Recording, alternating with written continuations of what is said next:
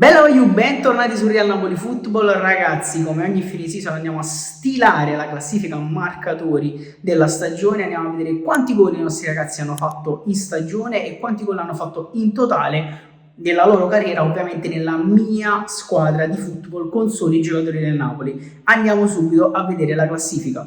Iniziamo ovviamente dall'ultima posizione, che è la 18ª per il momento, con il nostro Caciuste che segna un gol stagionale e sale a quota 2. Continuiamo con Olivera, che questa season purtroppo ragazzi non ha segnato, ma mantiene la 17ª posizione con 2 gol insieme a Caciuste.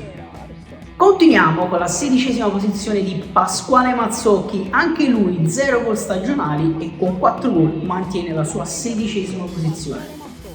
15ª posizione per Pasquale Lobotka, ragazzi, il nostro Stanislav Lobotka segna 3 gol stagionali, sale a quota 8 ma resta per il momento 15º.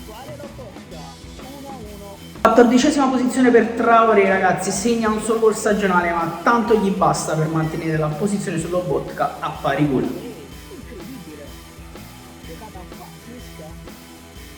Stesso discorso anche per Rachmani, perché Rachmani non segna nemmeno un gol ma con 8 resta al 13º posto, mantenendo la posizione su Traoré e Lobotka. 12º posto per il capitano, almeno momentaneamente ancora il capitano del Napoli, con 11 gol mantiene la 12ª posizione. 11º posto per il maestro, ragazzi, segna ben 2 gol stagionali e sale a quota 15.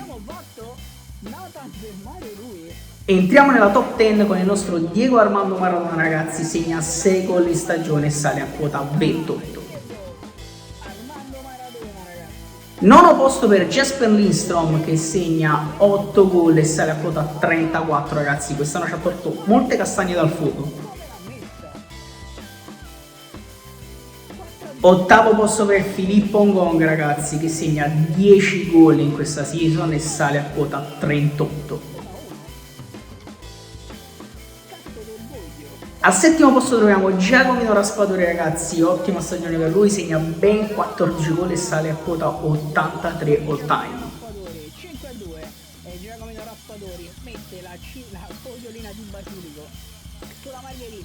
Insieme a lui mantiene la sesta posizione Zambo Anghissà, segnando 11 gol e salendo anche lui a 83, sono quindi per il momento a pari merito nella classifica all time.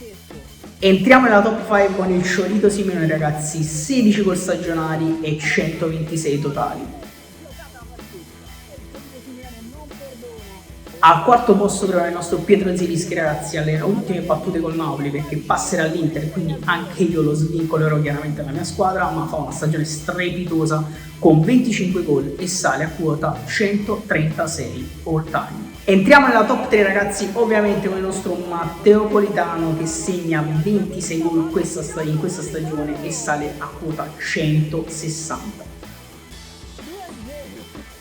Secondo posto ovviamente per Krishak Kvaratskhelia, ragazzi, 37 gol stagionali per lui e tocca quota 200, salendo ben a 234 gol all time. Primo posto che non può che spettare, ragazzi, al nostro Victor Osimhen, che sfonda quota 500 salendo a 517 gol all time, segnandone 61 in questa season.